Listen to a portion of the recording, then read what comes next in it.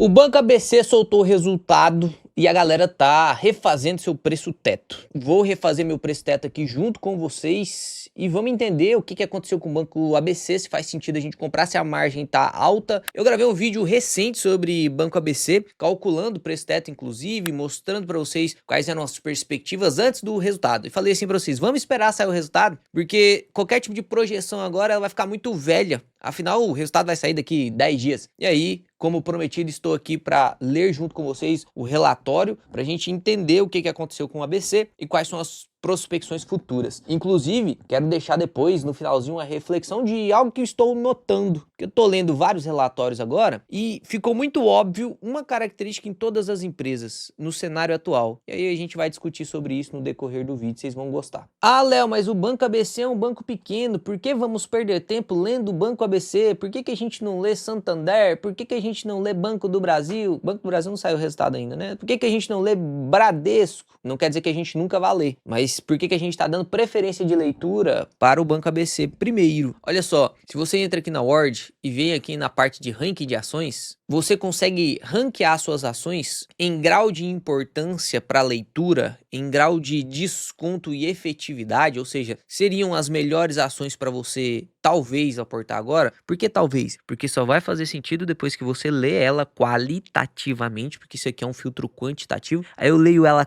qualitativamente e vejo se faz sentido ou não. Então, você consegue perceber que se eu clicar aqui em Stock Screening, a parte de filtros, e usar o filtro aqui da GD, tem vários filtros aqui para você usar. Se você quiser usar o do Joel, o do Peter Lynch, o do Grah, do Bazin, todos os grandes investidores, né? Você pode usar aí. Eu vou usar o da GD aqui porque é o que mais encaixa no Brasil. E aí você pega aqui, ó, e clica em bancos. Você consegue perceber que os únicos que passam nos filtros exigidos é Itaú e ABC. Se eu tiro os filtros, aqui tem o botãozinho para você limpar os filtros, vai limpar todos esses filtros aqui, ó. Se eu limpo os filtros, perceba, o Banco Itaú ele dá uma caída, porque tem alguns outros mais descontados, porque perde em qualidade, mas tá mais descontado, então ele sobe no ranking, tá mais descontado. Léo, lê lá o Banrisul e o Pine, porque eles estão muito descontados. O Itaú, você viu que se eu exijo o filtro de qualidade, Itaú passa eles, né? Se eu tiro os filtros de qualidade, que é os filtros da GD, você vê que o Banrisul e o Pine passam na frente. Mas perceba, tanto nos filtros de qualidade, quanto sem os filtros, o Banco ABC tá em primeiro lugar do ranking, cara, de bancos. Teoricamente é o banco mais barato, que mais tá entregando resultado nesse momento. E aí a gente tem que olhar ele qualitativamente, abrindo o relatório, lendo o release de resultados, vendo a apresentação de resultados e traçando realmente uma análise ali para projetar o quanto que ele poderia ganhar no futuro. E aí a gente calcula o preço teto. Então a gente vai fazer isso de maneira bem completa no vídeo de hoje. Não vai ser um vídeo curto, né? Eu tava respondendo uma caixinha de pergunta lá no Instagram, que era sobre quando é que eu devo recalcular meu preço teto. Eu calculei o preço teto de Banco ABC, quando é que eu devo recalcular o preço teto? E eu respondi lá, inclusive se você não me segue no Instagram, agora toda quarta-feira ou quinta-feira eu vou responder um monte de caixinha de perguntas tomando um cafezinho. Vai ser o café com o Léo, né? Toda vez que eu estiver tomando um cafezinho, eu vou responder uma pergunta. Então eu abro a caixinha de perguntas, você tem a possibilidade de tirar a sua dúvida lá comigo. Eu vou te dar uma consultoria gratuita, de verdade. Então segue lá, é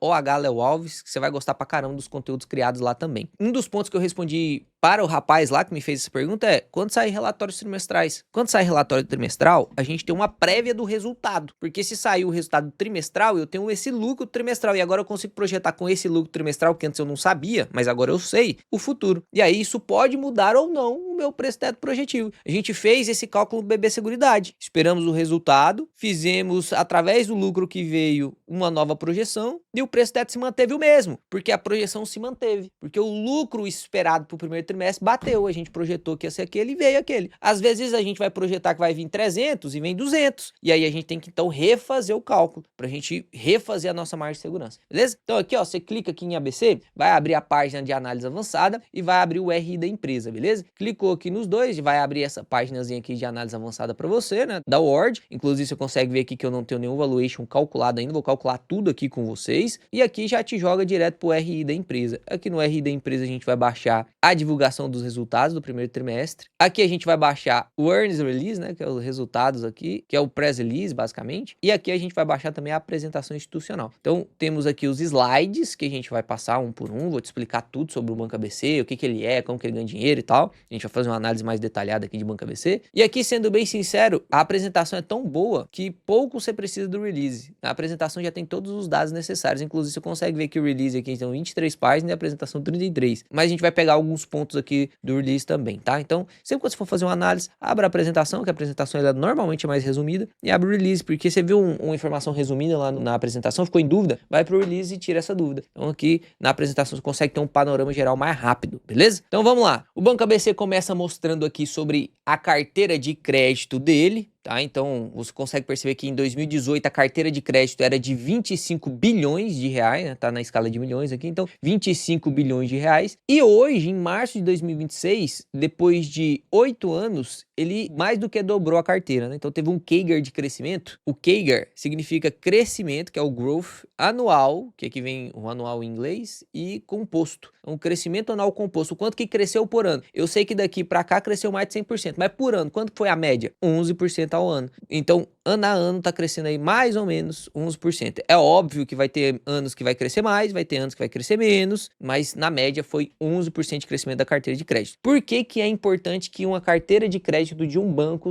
cresça? Eu dou uma aula sobre como analisar bancos de maneira específica e indicadores específicos, porque você sabe que, pô, em banco tem índice de Basileia e nenhuma outra empresa tem. Então a gente tem que aprender índice de Basileia, a gente tem que aprender esse indicador, a gente tem que aprender o que ele significa só para usar em bancos. Nas análises de empresa, a gente sempre tem alguns detalhezinhos de cada um dos setores. Pô, em saneamento eu tenho algumas coisas que não existem na telecomunicação, que não existe na petrolífera, são coisas diferentes. E aí, realmente fica difícil demais eu te explicar tudo que você precisa saber sobre bancos aqui num vídeo do YouTube. Dentro da mentoria, a gente passa 2, 3 lives fazendo isso. Eu deixei, inclusive, que a galera gosta de banco demais da conta, né? E do setor Best. Banco talvez seja um dos mais estáveis aqui no Brasil. Tem Energias também, que é muito legal, que eu gosto pra caramba. Mas bancos têm o seu charme, né? Porque aqui no Brasil o juro é sempre muito alto. Os bancos aqui conseguem um ROI sempre muito alto, enfim. Então, eu deixei disponível para os membros. Se você quiser se tornar membro, você vai ter acesso a uma live exclusiva da mentoria. Até você consegue perceber, caso vocês queira entrar na mentoria, quando abrir lá daqui 2, 3 meses pra frente vai abrir a mentoria, você vê como que é mais ou menos as lives lá, se faz sentido pra você ou não. Aí eu explico indicador por indicador. Pô, qual que é a diferença de depósito compulsório para índice de Basileia? Qual que é a diferença lá na composição do índice de Basileia do nível 1, do 7? O que que é aquilo ali? Que aí você consegue entender de verdade o modelo de negócio. Então aqui eu vou resumir para vocês. O que que é a carteira de crédito? Carteira de crédito do banco é o quanto que eu tenho de dinheiro emprestado. Um banco ele ganha dinheiro como? Você já parou para pensar como que o Itaú ganha dinheiro? Como que o banco que você usa, hoje em dia a galera usa muito mais banco digital, né? Então pensa no seu banco digital aí, como que a Nubank ganha dinheiro? A Nubank, ela pega dinheiro emprestado de você, porque você coloca lá na caixinha, você coloca no RDB, aquilo ali é a Nubank pegando dinheiro emprestado de você. Ela fala assim, Léo, vou te pagar 100% CDI se você deixar dinheiro na caixinha. Aí o Léo vai lá e deixa o dinheiro na caixinha. Esse dinheiro que tá na caixinha, a Nubank utiliza ele para emprestar para outras pessoas. Você já entrou na Nubank e tá lá, tipo assim, ó, pegar empréstimo, aí você clica lá, pô, tem 10 mil reais de empréstimo disponível. Aí você vai pagar 3% ao ano. Aí a Nubank pega do Léo aqui na caixinha e paga 1% ao mês. E aí cobra do cara que tá emprestando 3% ao mês. Essa diferença a gente chama de spread. Ela paga 1 para ter o dinheiro e cobra 3 para emprestar. Ela ganha 2% nesse negócio. Então, se eu coloco 1 milhão lá, ela vai me pagar 10 mil por mês, só que ela vai receber 30 mil por mês para quem ela emprestou. Então ela fica com 20 mil de lucro. É assim que um banco ganha dinheiro. É óbvio que o banco assume o risco da inadimplência. Então, se o cara lá dos 30 mil não pagar, ela tem que continuar me pagando aqui os meus 10 mil. Então, ele assume esse risco. Esse é o risco do banco. É o risco de crédito, de inadimplência. É o que está acontecendo com o Banco do Brasil, é o que aconteceu com o Banco Bradesco. É o que a gente olha, inclusive, no indicador muito importante dentro dos bancos, que é a inadimplência dos 90 dias. Então, a gente sempre vai passar por isso, né? Então, a carteira de crédito, quanto mais cresce essa carteira de crédito, significa que eu tenho mais dinheiro emprestado. Se eu tenho mais dinheiro emprestado, de duas uma. Ou eu estou lucrando mais, mantendo o mesmo spread de 2%, por exemplo, e ganhando mais, porque imagina que eu sempre empresto com 2% de spread. Se eu empresto 100 reais, eu vou ganhar 2 reais. Se eu empresto 1.000 reais,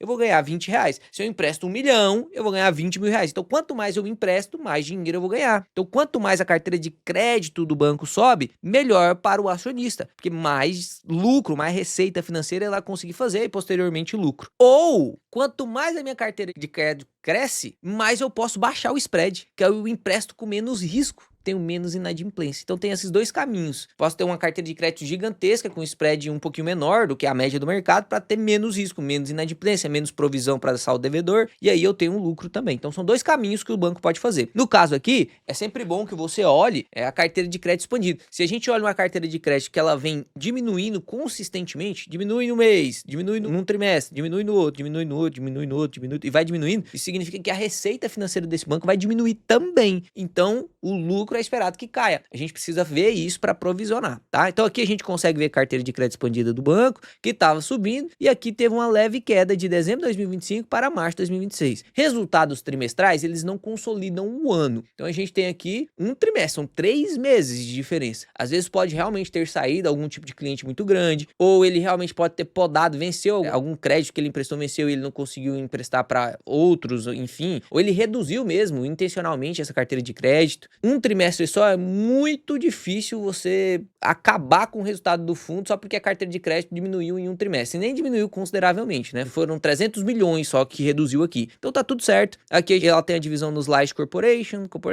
Middle. Isso aqui, o Banco ABC, ele é um banco de empresa, de PJ. Então se você, pessoa física, o Léo, pessoa física, for lá tentar pegar um dinheiro emprestado com o ABC, a gente não vai conseguir, porque ele não empresta para PF. E lembra que PF é quem mais fica inadimplente? Pessoa física é o que mais fica inadimplente. Se a gente olha para as empresas, você pode olhar em qualquer banco, tá? Em qualquer banco, no que você quiser. Olha lá o perfil de inadimplência das pessoas físicas e o perfil de inadimplência das pessoas jurídicas. As pessoas jurídicas, em geral, elas devem muito menos. Ficam inadimplentes muito menos, né? Não a dívida não necessariamente é menor, a dívida normalmente é maior, porque a empresa consegue se endividar mais, mas ela tem menos inadimplência. Isso é intrínseco do setor de PJ. E aí foi a estratégia aqui do ABC emprestar só para PJ. E ele empresta para 3 tipos de PJ, ó: Large Corporation, Corporation e Middle. O que significa isso? Você tá vendo, inclusive, que grande parte dos empréstimos é para esse Corporation. Aqui embaixo ele retrata o que é cada uma delas, ó. Large Corporation, clientes com faturamento acima de 4 bilhões. Um cliente grande, né? Ó, o Corporation aqui, ó. Clientes com faturamento de 500 milhões a 4 bilhões. Imagina você com a empresa que lucra aí, ó. Olha quem a galerinha ralé que o ABC empresta. A galerinha ralé, tá? Ó, clientes com faturamento de 30 a 500 milhões. Cara. Então são empresas assim que não é qualquer tipo de empresa, né? Porque o microempreendedor, o médio empreendedor, a pequena empresa, esses aí realmente têm inadimplência parecidas com a da PF, porque normalmente é o PF que abre a empresa, essa empresa menorzinha. Agora, quando a empresa já cresceu, já amadureceu, essas tendem a ter um fluxo de caixa razoável, elas têm menos inadimplência, né? Até porque prejudicaria muito o valuation dela, ficar devendo pra caramba, ficar inadimplente e tal. Então, em geral, elas pagam mais. É que a gente consegue ver a base de clientes desde o primeiro trimestre de 2025, isso aqui é interessante, tá? Perceba a base de clientes, o número de clientes. A carteira de crédito, ela foi crescendo, tá vendo? Inclusive, ela cresceu aqui, ó, de dezembro de 2023 para dezembro de 2024, bastante. E de dezembro de 2024 para dezembro de 2025, cresceu também. Cresceu menos, mas cresceu também. E você percebe que de dezembro de 2024 até dezembro de 2025, o número de clientes caiu. Ou seja, eles conseguiram subir na carteira de crédito, reduzindo os clientes, pegando clientes melhores, provavelmente tirando clientes ruins, né? Então fazendo uma limpa de clientes ruins e deixando só os clientes mais top da galáxia, e aí conseguiu emprestar mais para menos clientes. Antes eu emprestava R$1 para 10 clientes, agora eu tenho só 8 clientes, mas eu empresto 2 para cada. Então antes eu emprestava R$10, agora eu empresto 16. Mesmo tendo menos clientes, eu tenho mais dinheiro emprestado, faço mais margem. E aí aqui no primeiro trimestre de 2026, caiu de novo, né? Então, o número de clientes aqui caiu. Por isso, talvez que a carteira de crédito tenha caído também. Preocupante? Olha, não é algo que eu gosto de ficar vendo, né? Se a gente vê nos próximos trimestres só reduzindo, a gente tem que entender, o Banco ABC ele tem que explicar o porquê que ele tá fazendo essas reduções. Se é porque ele não tá conseguindo novos clientes, porque a taxa de juros tá muito alta e aí realmente é difícil a empresa ficar fazendo empréstimo, ou se ele realmente tá fazendo uma reciclagem de portfólio, retirando o cliente ruim. Então, a gente tem que ir acompanhando isso aqui. Isso aqui não é um negócio avassalador, é uma coisa que você tem que acompanhar, tá? Não é um negócio totalmente ruim, mas acompanhe.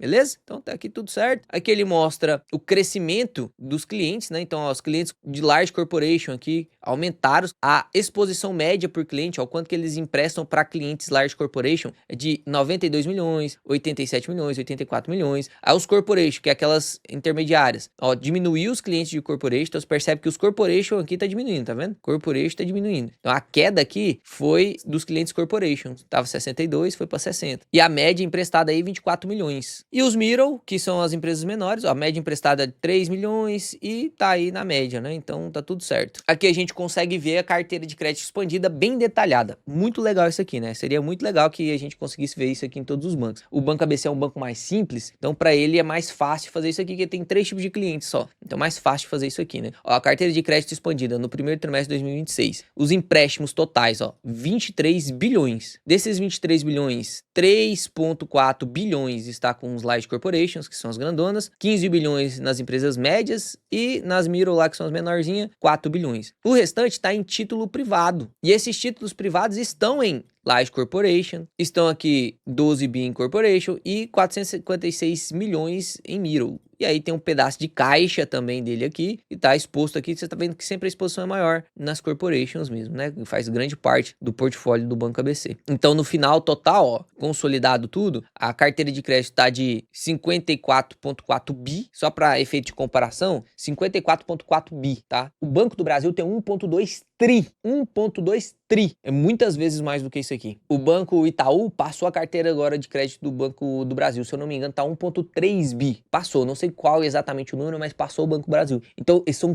bancos muito, assim, avassaladoramente maiores. Então o Banco ABC é um banco menorzinho mesmo, que a intenção de investir num banco desse, caso você queira investir, é aproveitar dos múltiplos descontados e saber que ele é sim um banco menor e que tem a possibilidade de crescimento, né? Então a gente não vai investir só em bancão grande também não. Como nós somos pequenos, a gente não tem 1 bilhão para aportar, a gente pode aportar em empresas menores. Às vezes elas vão até entregar mais resultado do que as empresas grandes, porque elas normalmente ficam mais descontadas. Normalmente, não é sempre. Então aqui você consegue ver que a carteira de crédito caiu 0,6%. Tá ok. E de ano a ano cresceu 6,3%. Percebe que ano a ano as empresas conseguiram se desenvolver. Todas as que eu estou lendo, né? Conseguiram se desenvolver. Só que tá meio que travado. Tem alguma coisa travando as empresas de continuarem evoluindo. Despesa financeira muito alta, não consegue prosperar os negócios agora. E isso é claro o que tá acontecendo, né? Esse é um detalhe que você vai ver em todas as empresas. O juro alto tem que acabar aqui no Brasil, cara. Se continuar mais um ano aí de juro alto, as despesas financeiras vão amassar um monte de empresa, as empresas vão continuar ficando no mais ou menos, vai desacelerar a economia mais ainda. Então tá na hora de baixar esse juro, né? Tá na hora de baixar esse juro aí. As empresas não vão aguentar, não. Aqui ele mostra a exposição setorial que ele tem, né? Que o banco tem. Então, agronegócio 23%, energia 11%. Bem diversificado, né? Aqui bem diversificado mesmo. Ele não tem problema nenhum com diversificação. Ah, se der problema no agronegócio, ele sofre essa parte. 23% da carteira, o outro restante tá ok. Você percebe que, olha para você ver o quanto que esse problema do agronegócio ele é real, ele realmente aconteceu. Teve realmente muita recuperação judicial da parte do agronegócio. Mas você percebe o quanto que o Banco do Brasil sofreu, assim, de maneira isolada com o agronegócio. Porque o Banco ABC, agronegócio. Banrisul também tem agronegócio. Itaú também tem agronegócio. Santander e Bradesco também tem um pouquinho de agronegócio. Esses aqui que tem muita exposição em agronegócio também, Itaú, Banrisul e o próprio ABC, é que não aumentou tanto assim na inadimplência, cara. Não aumentou assim tanto a inadimplência. Então, porque os caras olhavam para quem emprestar e emprestar por carteira de créditos responsáveis. O Banco do Brasil, como estava concedendo crédito, a carteira de crédito estava crescendo absurdamente, né? Ah, a carteira de crédito crescendo absurdamente é sempre bom? Não, se tiver impressão para qualquer um. Aí eu aumento o meu número de dinheiro emprestado, mas o cara não me paga, me lasquei. Foi o que aconteceu com o Banco do Brasil, né? Aqui a gente vê a qualidade do crédito. Então, essa parte de PDD, que é a despesa de provisão, é o quanto que o banco tem que guardar de dinheiro, seguindo a nova regra do Basileia 3 do Banco Central, para caso alguma pessoa, algum cliente, no caso aqui PJ, deixe de pagar, ele tem esse dinheiro para poder cumprir com as obrigações. Porque, lembra, ele empresta um dinheiro que não é dele. Se o cara não paga, ele tem que devolver o dinheiro que não é dele, só que ele emprestou, e o cara não tá pagando, ele tem que devolver esse dinheiro para quem ele pegou emprestado. Então, ele tem que ter um saldo de provisão aqui, ó, para poder, se o cara não me pagar, eu tenho dinheiro para devolver. Se o cara não me pagar, eu tenho dinheiro para devolver. E essas provisões aqui aumentam quando a inadimplência aumenta. Então, ó, lá no primeiro tri de 2025 era 63, 79 e tal. 25 aqui reduziu um pouquinho, ó. Então reduziu 12 milhões aqui. Esses 12 milhões que não vão para despesa de provisão vira lucro. Então, legal demais que estão conseguindo reduzir aqui, porque foi normal e natural de todos os bancos, principalmente por conta dessa nova regra do Basileia 3, que você tem que provisionar antes da inadimplência. Então, antes do cara deixar de me pagar, eu já tenho que provisionar. Se ele entra no estágio 3, né, eu já tenho que provisionar. Isso dificultou um pouco os lucros do banco, ficou um pouco mais apertado para os bancos fazerem lucro, né, tem que ficar provisionando pra caramba. Então, essa redução de provisão aqui é muito legal. E aqui a gente consegue ver o saldo de provisão pela carteira expandida. Então, 2,3% daquela carteira de crédito está provisionada, que é esse 113 aqui, né, 113 milhões, beleza? Então, tudo certo aqui, tranquilo essa parte de qualidade de crédito. A gente chega nas operações em atraso de 90 dias. O que é essa operação de atraso de 90 dias? Dentro do banco a gente tem dois indicadores importantes, que é o de 15 a 90 e o de mais de 90. Quando você é um devedor com atraso de 15 dias,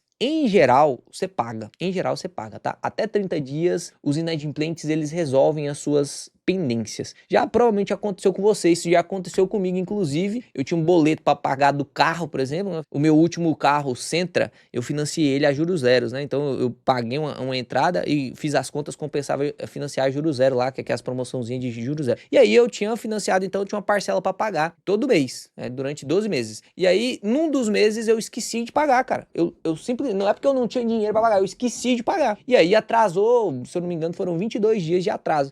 Eu já tinha entrado nas operações de atraso aqui do banco, de 15 a 30 dias. Normalmente esses caras, ou é porque realmente o fluxo de caixa do cara bagunçou e ele não teve dinheiro para pagar naquele momento, mas ele vai correr atrás do dinheiro e vai pagar, ou esqueceu, né? Ou esqueceu, alguma coisa aconteceu ali, tá com alguma dificuldade momentânea. Agora, quando esse atraso passa de 90 dias, aí não é mais porque o cara esqueceu. Aí não é mais porque o cara tem dinheiro, mas não pagou só porque ainda não chegou a hora. Não.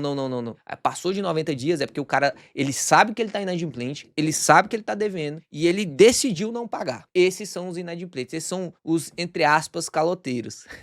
Esses aí vão dar um pouco de prejuízo pro banco. Então eles colocam aqui as operações de atraso 90 dias porque é este indicador que importa para nós. Quanto menor estiver a inadimplência, melhor. Porque quanto menos o banco tá tendo problema com cliente que não paga, mais ele tem cliente pagante. Mais cliente pagante, mais dinheiro. Então aqui você consegue ver que, ó, dentre todas as empresas, a gente tem as Large Corporations. Olha aqui as Large Corporations. Olha isso aqui. Zero de inadimplência, cara. Zero de inadimplência. Você vê aqui que o saldo de atraso também ele foi diminuindo conforme o tempo foi passando, né? Tava 3,9 nas middles. As middles são as menorzinhas. Você consegue ver que as menorzinhas lá, menorzinha entre aspas, né? Que é de 30 a 500 milhões de faturamento no ano. Mas percebe que aqui a inadimplência era um pouco maior, ó. 2,8. As corporations e as middles, elas, ó, a inadimplência é muito pequenininha. Então, o bom do ABC, cara, é que a inadimplência é muito baixa. Você não vai achar nenhum banco na bolsa que tenha uma inadimplência total de 0,5%. Você não vai achar nenhum banco na bolsa que tenha essa inadimplência. Porque a grande parte dos bancos, eles podem até ter essa inadimplência na carteira de PJ. Só que, como eles têm carteira de PF, eles têm uma inadimplência bem maior. Então fica na casa dos 2, 3, 5%. Já o Banco ABC não, né? Como ele tem só a carteira de PJ, a inadimplência é bem menor. Isso é legal pra caramba, isso é um diferencial do Banco ABC.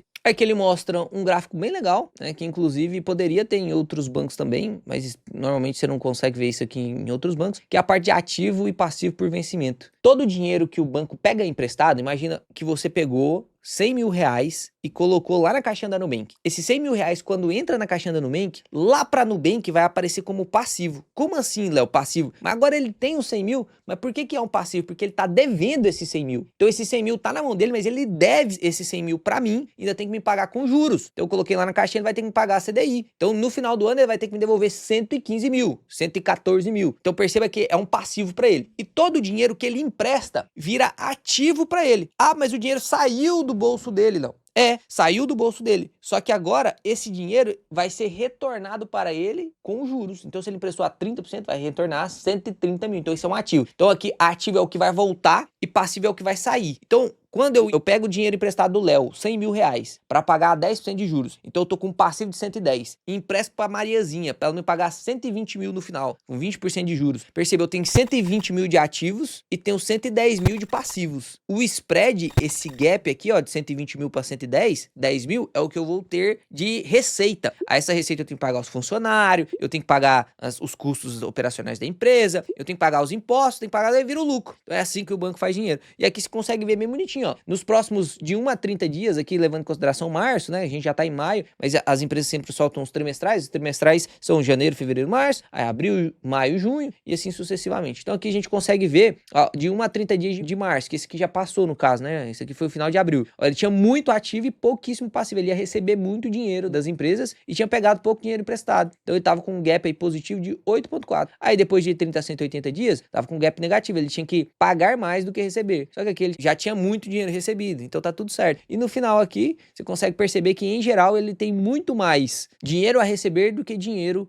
a pagar. Aqui você consegue ver o gap acumulado, ó, o quanto acumulado eu ganhei. Então aqui você consegue perceber que no final, no frigir desses ovos aqui, eu tenho 6,8 bi de gap acumulado, ou seja, mais ativo do que passivo, beleza? Bem legal esse gráfico aqui, é até bom para dar aula isso aqui, como que funciona a DRE de um banco. Chega o índice de Basileia, não vou te explicar o índice de Basileia aqui, porque demoraria muito te explicar o índice de Basileia. Se você quiser, é só você entrar aqui no canal, aí você vem aqui nos vídeos só para membros, para isso você tem que ser membro, né? E aí aqui, ó, você tem uma live de 1 hora e 25 minutos em como analisar bancos, tá? Então aqui eu te ensino detalhes por detalhes de cada um indicador, enfim, a gente vai lendo relatório, vou te explicando bem certinho aqui, bem bonitinho. E pra você ser membro, cara, deixa eu ver aqui quanto que tá agora, que o YouTube mandou eu subir esse preço. Não é nem zoeira, é que eu não consigo ser meu próprio membro, né? E pra você ser membro, você paga só R$ 7,99 por mês, meu amigo. Você tem todo esse conteúdo ali que vale muito mais do que muito curso pago, assim, absurdamente mais. Ali tem realmente uns 5, 10 mil reais ali pra vocês. Pagando R$ 7,99 você tem acesso a esse dinheiro. E você ainda concorre ao adepto do mês, né? Então todo mês eu solto quem foi o que mais comentou, que mais fez destaque ali, curtiu os vídeos e tal. E aí ele ganha um kit exclusivo da Geração Dividendos. Vai uma canequinha dessa, vai um cafezão brabo, vai um caderno da GD. Cadê meu caderno da GD? Tá guardado ali embaixo. Um caderno da GD e os marca-página da GD também. Então você vai ganhar. Só esse kit aqui vale uns 24 meses de assinatura. Então se torne membro aí que eu tenho certeza que você não vai se arrepender, beleza? Então o índice de Basileia, só vou fazer um resumo aqui. O ideal é que ele fique entre 11 até no máximo ali 20%. Quanto mais alto ele estiver, mais dinheiro eu tô deixando dentro do banco. Se eu deixo mais dinheiro dentro do banco, significa que eu empresto menos. Se eu empresto menos, eu faço menos margem financeira com o cliente. Logo, o ideal é que eu tenha um índice de Basileia que otimize a minha geração de lucro. Então, se a minha carteira de crédito for muito arriscada e eu já estiver recebendo uma receita financeira muito alta, eu jogo meu índice de Basileia mais em cima. Se a minha carteira de crédito ela é mais equilibrada, é mais saudável, eu tô com um spread legal, bater na média do mercado mesmo ali, então eu posso reduzir um pouco esse índice Basileia, lá para casa dos 15, 12, 13 por aí. E se eu sou um cara que tem uma carteira de crédito que é muito, mas muito conservadora, eu posso ter um índice de Basileia ali na média do que o Banco Central exige. O Banco Central exige de 8 a 11, tá? No mínimo. Se a gente for considerar todos os percentuais que tem que ter dentro do índice de Basileia, que você consegue ver aqui a diferença, seria na média ali 11%. Então, teria 11% se eu tenho uma carteira de crédito com spread mínimo, muito pouco risco, eu posso emprestar mais. Eu não tenho tanta necessidade assim de deixar dinheiro dentro do banco, justamente para poder conseguir fazer mais margem. Então, basicamente, isso que é o índice de Basileia. Um índice de Basileia de 15,9 é um índice de Basileia saudável, então o banco aqui não tá com risco de crédito, não tem nada top, o banco tá ok. O índice de Basileia de 15,9 é um índice saudável. E aí a gente chega então aqui nos destaques financeiros finalmente, né? A margem financeira gerencial, a margem financeira na verdade é como se fosse a receita bruta do banco. Por que não chama receita bruta? Porque a gente tem que chamar de margem financeira porque vem tudo do spread. E aí eu preciso fazer a diferença entre a receita de serviços. Então normalmente a galera chama de margem financeira mesmo. Você consegue ver aqui a margem financeira do quarto trimestre de 2025, do trimestre anterior, para o primeiro trimestre de 2026 caiu. Foi 713 no trimestre anterior, tava bombando, né? Realmente tava bombando. E aí diminuiu margem com clientes, ou seja, tava emprestando menos dinheiro, logo eu faço menos receita financeira. Tá vendo quanto fica fácil de entender? A carteira de crédito diminuiu, eu tenho um spread ok, então se eu tenho menos clientes, menos carteira de crédito, eu faço menos margem com o cliente. Margem com o mercado é o dinheiro que o banco investe diretamente no mercado mesmo. Então ele pode investir lá em crédito privado, ele mesmo faz dinheiro com o próprio mercado, né? Ele é um banco de investimentos também. Então ele pode investir, eu quero investir no título do Grupo Pão de Açúcar, porque eu quero ganhar dinheiro com o Grupo Pão de Açúcar. Exemplo só, tá? Então ele consegue fazer margem com o mercado também, e no caso aqui ele reduziu essa margem com o mercado, e o PL remunerado a CDI. O patrimônio líquido do fundo, que é inclusive algo que compõe aqui o índice de Basileia, né, que é o de capital principal, o mais importante é o patrimônio líquido do fundo, o capital social, é classificado como o N1 ali, ele pode ficar rendendo a CDI. Então o PL, ele deixa o PL aqui remunerando a CDI e rendeu menos, porque ou o PL caiu, a gente vai ver que não foi bem isso que aconteceu, ou a taxa Selic caiu. E foi isso que aconteceu, né? Então a taxa Selic caiu e aí rendeu um pouquinho menos mesmo. Normal. Então aqui a gente vê o panorama da margem financeira, ó. Tá vendo? 567, 604. Inclusive, apesar da margem financeira ter diminuído 9,2% do trimestre anterior para este, consegue perceber que basicamente foi o mesmo do terceiro trimestre, né? Porque o quarto trimestre realmente foi muito bom. Então aqui teve queda. Talvez por isso, inclusive, que o Banco ABC caiu pra caramba, né? Tinha batido, inclusive, ontem, quase caiu de 24, ó, tá vendo? Quase caiu de 24. Aqui hoje já deu uma recuperada, né? Já subiu 1,66 enquanto eu gravava esse vídeo aqui pra vocês. Eu falo pra vocês que gravar esses vídeos aqui normalmente me tira algumas oportunidades, que às vezes eu quero investir nas empresas e aí eu começo a gravar o vídeo tem 1 hora de duração, aí até eu terminar o vídeo o banco já subiu, ou a empresa já subiu, e aí eu perco a oportunidade de comprar o banco. É foda. Vocês deixam o like aí, se inscreve no canal pelo menos, que eu tô dando sangue aqui, viu? E muitas vezes eu perco a oportunidade mesmo, porque eu tô gravando, eu quero fazer tudo ao vivo, né? Comprar ao vivo, fazer tudo aqui. Ao vivo não, mas gravar pra vocês fazendo. Aqui a gente vê o spread com clientes. Olha que legal, aquilo que eu tava te explicando. O que é o spread com cliente? O spread com cliente é o quanto que eu consigo ganhar já tirando, aqui ele deixa 2, inclusive. O spread já com ajuste da provisão, o quanto que eu tenho que tirar pra talvez cumprir lá com o cara que não vai me pagar. E o spread real ali, que é o quanto que eu consigo de diferença. Ó, tá 3,6 de spread. 3,6 aí de spread tá ok. Significa que eu pego emprestado a 10% e empresto a 13,6 na média. Então eu ganho 3,6 de spread de diferença. Basicamente é isso. Aí tirando a provisão, daria 2,5 de spread. Então a receita financeira aqui, basicamente do banco, tá vindo de 2,5% de toda a carteira de crédito expandida, né? Aí vem a receita de serviços. Olha só, a receita de serviços também diminuiu, cara. De 125 milhões para 88 milhões do trimestre anterior para este. E olha só o que aconteceu. Banco de investimentos caiu. O que o banco de investimento faz? Ele emite CRI, ele faz fusão, ele pode fazer um monte de coisa. O banco de investimento é como se fosse a BR Parts lá, ela faz tudo que a BR Parts faz. Então, no mercado onde o juros está muito alto, os bancos de investimento sofrem, porque vai ter menos gente querendo emitir CRI, menos gente querendo emitir LCI, CRA, LCA, FDIC, enfim, vai ter menos gente querendo fazer isso, porque o juro está muito caro. Então tem um desaquecimento dessa área. Normal a gente esperar nesse momento. Pô, no quarto trimestre, por que foi bom? A perspectiva de queda de Selic, começou os burburinhos de corte, logo a gente viu a taxa de juros futura caindo, a galera aproveita para poder emitir, e aí depois teve esse problema da guerra, né? Aumentou a inflação, aí agora todo mundo tá com medo de subir a taxa de novo, ou diminuir a velocidade que vai ser cortada, e aí realmente dá uma desaceleração mesmo. Então aqui a gente teve menos receita com serviços, inclusive foi menos receita de serviços desde o primeiro trimestre de 2025, e grande parte ocasionada realmente aí pelo banco de investimentos, ó. Você vê aqui que a parte de corretagem, ok, né? O mesmo do ano anterior, a parte de garantia prestadas aqui, basicamente o mesmo também, do trimestre anterior, do ano anterior. O que pegou aqui foi realmente o banco de investimentos. Então, é um cenário atual do banco, de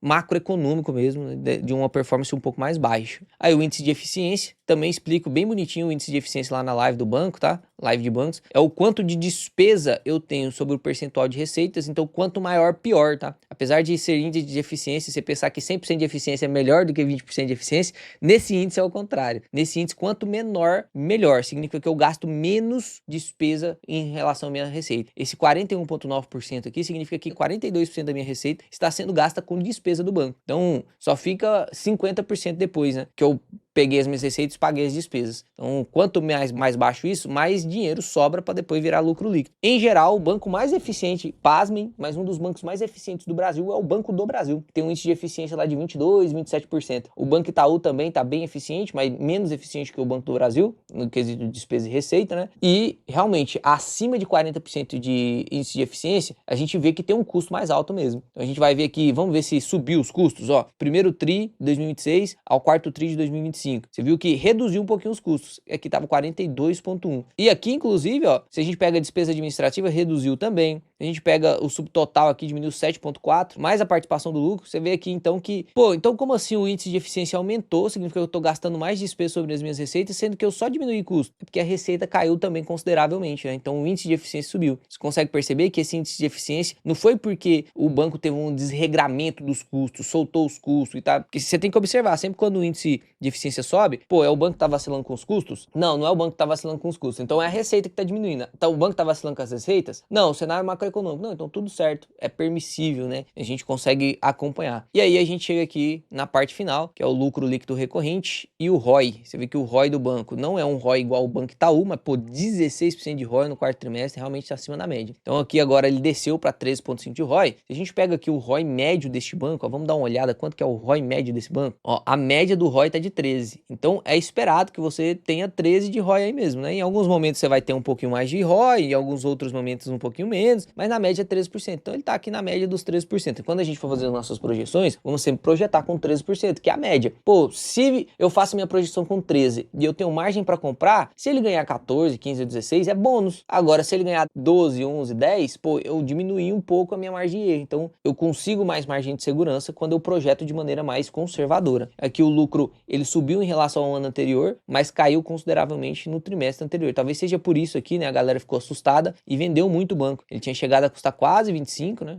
Ele tava lá nos 25 e pouco e caiu para 23 e agora deu uma recuperadinha aqui, subiu já 2% hoje, por conta dessa queda de lucro. Mas essa queda de lucro, ela vai ser para sempre? Essa queda de lucro aqui foi realmente muito ruim? Essa é a análise que a gente tem que fazer. Será que realmente vai acontecer de continuar caindo? Ou vai ficar em 230 para o resto do ano? A gente vai fazer essas simulações aqui na Word agora, tá? Então o que a gente vai pegar? Deixa eu ver se faltou alguma coisa aqui para te mostrar no release de resultado, que eu marquei aqui e quero te mostrar. Porque isso aqui basicamente é o resumo ali da apresentação, né? É que você consegue ver, inclusive, ó, ele deixa aqui detalhado no gráfico. O que mudou do lucro líquido? Porque aqui na apresentação a gente só vê isso aqui, né? De 225 para 230. Aqui a gente consegue ver o que mudou, ó. Então aumentou a margem com clientes, aumentou a margem com o mercado, o rendimento do PL no CDI aumentou, só que eu tive que ter muito mais provisão, eu tive um pouquinho menos de receita de serviço, eu tive um pouquinho mais de despesa operacional, outros e tal, eu tive restituição, participação, deu 230. Então subiu 2,1, mas grande parte foi por causa da provisão mesmo, ou por baixa subida na margem de clientes, né? A gente viu que no último trimestre aqui teve menos alta da margem de clientes, teve pouca receita de serviço, porque sofreu a parte de banco de investimentos. Então basicamente foi isso, né? E mostra aquele mesmo gráfico, aqui tá tudo certo, o índice de Basileia, bem bonitinho. Aqui inclusive ele explica, tá, o índice de Basileia, se você quiser dar uma lida no release, sempre você aprende alguma coisinha nova no release, tá? Ele mostra aquela parte da despesa de provisão que a gente também viu no relatório. Aqui um indicador que eu não expliquei, né? A NIM, que inclusive ela tá aqui, eu acho que eu tava conversando, esqueci de explicar. Isso aqui é a margem financeira anual. Basicamente é o quanto que eu consigo de taxa anualizada sobre a margem financeira. Então 4,1 tá ok, foi uma reduçãozinha em relação ao quarto trimestre, né, de 0,6, mas subiu em relação a 2025, lá o primeiro tri de 2025. Quanto mais alto isso aqui, significa que eu tô fazendo mais dinheiro, eu tô fazendo mais margem financeira, né? Quanto mais alta a NIM, já que ele é a média percentual do quanto que eu tô tendo de desempenho na margem financeira, quanto mais alto, mais margem financeira eu tô tendo.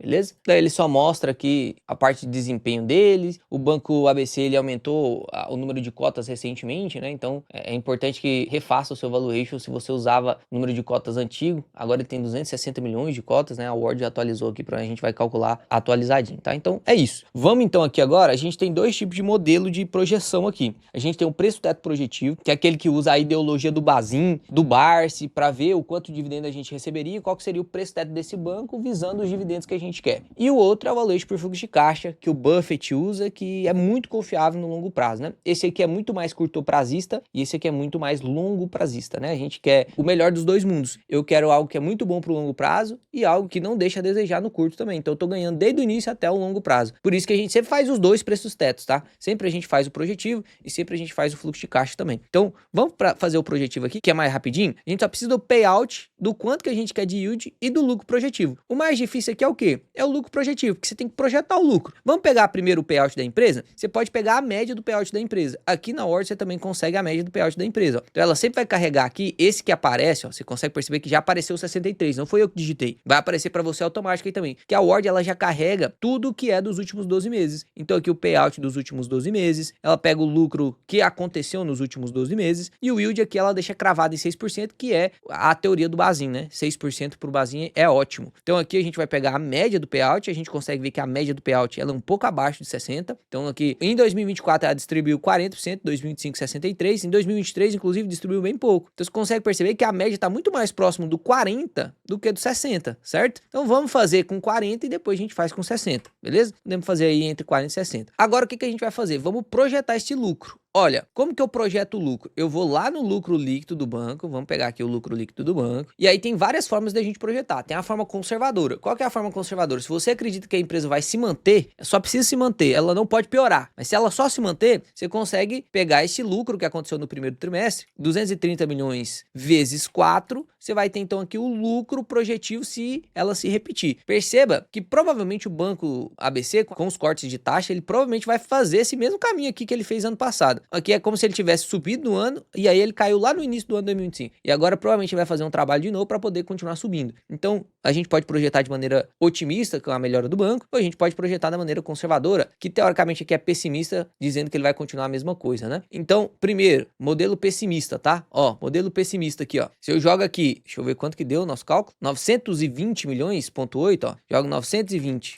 800. Olha lá, se eu quero 6% de dividend yield, a empresa vai pagar 40% do lucro projetivo, pô, a cotação atual tá 24,17 e o meu preço teto deveria ser 23,56. Se eu tiro a tesouraria, que isso aqui é muito importante você tirar a tesouraria, pô, tem 2,6 milhões de ações da tesouraria. Essas ações da tesouraria, elas não são remuneradas com yield. Então é bom que eu tire, tá? Sempre tira. Então aqui, ó, vou clicar aqui para tirar. Agora tá sem tesouraria. Consegue perceber até que o preço teto subiu um pouquinho. Era 23,56, subiu para 23,80. Então você percebe que se eu fosse comprar só para yield, talvez não faria sentido eu comprar para yield se eu tô projetando esse cenário. Pô, eu posso projetar esse cenário aqui e aí eu teria então um yield projetivo de 5,91. Pô, Léo, mas eu acho que não vai ser 920 milhões. Eu acho que vai ser muito parecido com o ano passado. Eu acredito que vai ser uma crescente assim como no ano passado. Ou então que o lucro vai crescer anualmente pelo menos 5%. Então o que você pode fazer? Você vem aqui, ó, e consegue projetar, olha lá, os aumentos do lucro. Então se eu for subindo aqui, ó, e colocar que ele vai lucrar 1 bilhão igual ano passado, 1,03 milhões aqui, vai ter uma alta de lucro aí daquela projeção que eu fiz de 4,5%, 5%. Mesmo ele pagando só 40% de payout, o preço teto seria 25,68. Daria um yield projetado de 6,37, uma margem de segurança de 6%. Ó, margem de segurança que eu gosto é acima de 15%, principalmente um banco ABC, que é um banco basicamente estatal, né?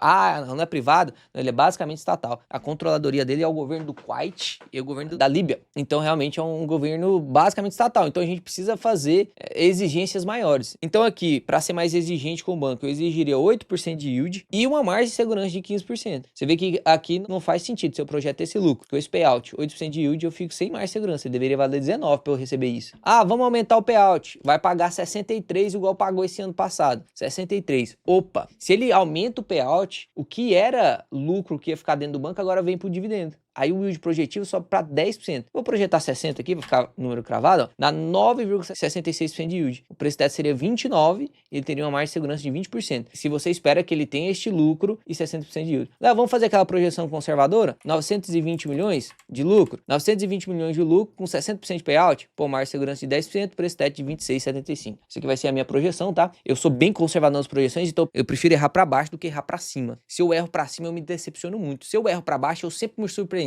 Então eu prefiro me surpreender do que me decepcionar. Então eu vou salvar aqui, ó. Quando eu salvo aqui, vai ficar salvo para vocês também. Então você vai entrar no seu aí, não vai aparecer os meus dados aqui para você. Quando você entrar, vai aparecer aqueles dados crus, que são dos últimos 2 meses. Mas se você clica aqui, ó, influenciadores, aí você consegue ver o meu aqui. Então você consegue ver que eu tirei a tesouraria, você consegue ver qual que foi o meu lucro projetivo, meu payout, meu yield, consegue ver minha margem de segurança aí bem bonitinho, beleza? E agora a gente vai clicar aqui em valuation por fluxo de caixa. E aqui no valuation por fluxo de caixa a gente vai digitar ABCB para poder pegar aqui o banco ABC. Então aqui agora nós estamos no outro modelo de valuation, que é o valuation fluxo de caixa. E aí esse valuation fluxo de caixa, o que a gente vai fazer? E aí não tem como eu te explicar o que é o valuation fluxo de caixa aqui agora. A gente está descontando valores futuros a valor presente para ver quanto que vale agora no presente. Então, o que eu vou receber de banco ABC de lucro que ele vai dar lá em 2028, vai distribuir dividendo ou vai manter na empresa, quanto que ele vale hoje? Lá em 2029, quanto que vale hoje? Em 2030, quanto que vale hoje? Basicamente é isso. Se quiser aprender um curso completo sobre como fazer valuation de maneira profissional mesmo, porque isso aqui, quem faz são analistas profissionais e você tem total capacidade de fazer isso, cara. Você não precisa depender. Você consegue fazer sozinho. Se você quiser aprender, é só se tornar membro, que eu tô lendo um livro de valuation lá junto com vocês, um dos melhores livros de valuation que eu já li. Tô ensinando tudo tintim por tintim para vocês, tá? Então aqui na Word você também tem essa ferramenta de cálculo. E aqui, ó, a única coisa que a gente vai fazer é colocar as nossas premissas. Então a gente colocou que a premissa vai ser de 60% de payout. O ROI a gente vai pegar a média de 13%, certo? Então a taxa de crescimento esperada aqui vai ser de 5,2. Então basicamente o que eu espero que o banco vai crescer de um ano para o outro é 5,2. beleza? Tá aí tudo certo. A taxa de desconto é o quanto que eu quero cobrar por ano de retorno deste banco. E eu tô cobrando 20% porque é 20% que eu tô cobrando do Banco do Brasil. E como o Banco ABC ele é menor do que o Banco do Brasil e também é estatal, eu quero exigir o mesmo tanto, tá? Pelo menos o mesmo tanto. Não tem o mesmo problema do agro, de inadimplência com o Banco do Brasil, mas ele tem esses probleminhas de ser estatal também, ele tem esse probleminha também de ser um banco menor, não é que é o mesmo problema, né? Mas a gente tem que exigir um pouco mais de premissa. Então a gente colocou aqui 20% de taxa de desconto. E aí, olha só, se a gente colocar que o lucro vai subir de 1,2 bi, que foi do ano passado, mais 5,2%, que seria a taxa de crescimento esperada, a gente teria um preço teto de R$ 31,96, uma margem de 30%. Léo, você acha que isso vai acontecer? Bom, eu acredito, assim, 60%, 70% de que o banco, sim, vai conseguir recuperar esse lucro e vai conseguir pelo menos repetir esse lucro do ano 2025. Eu sei que no primeiro trimestre o resultado veio um pouco pior